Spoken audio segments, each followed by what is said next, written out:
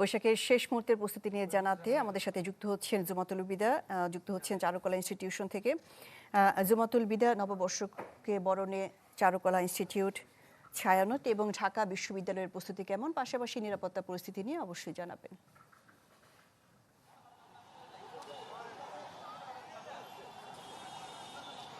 এখানে বা নববর্ষের যে প্রস্তুতি সেটি যেমন রয়েছে, যে পুরনো বছর সেটির বিদায়ের আয়োজনও কিন্তু চলছে, অর্থাৎ চৈত্র সংক্রান্তির যেই বিদায় ঘিরে আয়োজন থাকে প্রতি বছর সেটি রয়েছে।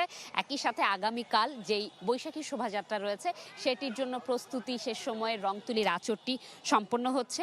চলতি বছর 5টি মোটিভ রাখা হয়েছে সাম্প্রতিক নানা বিষয়কে কেন্দ্র করে, এবং সেই 5টি মোটিভের মধ্যে তারা রেখেছে মোরগ, যে মোরগটি আসলে ভোরের প্রতীক হিসেবে তারা রেখেছে, নতুন করে পথ চলা, নতুন উদ্যমের প্রতীক হিসেবে রেখেছে, এবং বাংলার চিরায়ত রূপের সাথে যেই ট্যাপা ঘোড়ানার অর্থাৎ মাটি দিয়ে টিপে যেই ঘোড়া বানানো হয় সেই ঘোড়া রয়েছে।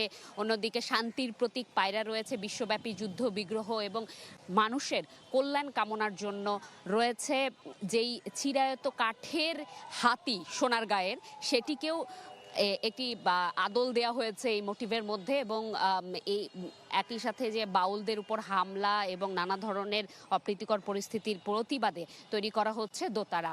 এছাড়া যেই চিরায়ত মাস্ক তৈরি করা হয় রাজা রানীর, সেই মাস্কগুলো রয়েছে। একই সাথে যে পটচিত্র গ্যালোবাদ তৈরি করা হয়েছিল সেটিকেও কিন্তু আরেকবার গুছিয়ে নেওয়া হচ্ছে চলতি বছর, যাতে সেটিও শোভাযাত্রায় জায়গা পায়। এখানে আয়োজকরা মূলত বলছেন যে জাতি ধর্ম বর্ণ নির্বিশেষে বাংলার শেকড়ের সংস্কৃতিকে ধরে রাখা, চর্চা, সংরক্ষণের জন্য প্রতিটি প্রাণ আগামীকাল একই সাথে মিলিত হবে। 3 দিনের আয়োজনের আজকে প্রথম দিন চৈত্র সংক্রান্তি, আগামীকাল শোভাযাত্রা সকাল 9টায় শুরু হবে এবং তারপরে 2রা বৈশাখ অর্থাৎ পরশু দিন, অর্থাৎ 15 যেই এপ্রিল, সেই দিন যাত্রার আয়োজন রয়েছে চারুকলার এই বকুলতরায়। অন্যদিকে রমনায়ও কিন্তু চলছে। আপনাকে ধন্যবাদ। চারুকলা ইনস্টিটিউট থেকে বৈশাখ বরণের শেষ মুহূর্তের প্রস্তুতির খবরাখবর জানাচ্ছিলেন জুমাতুল বিদা।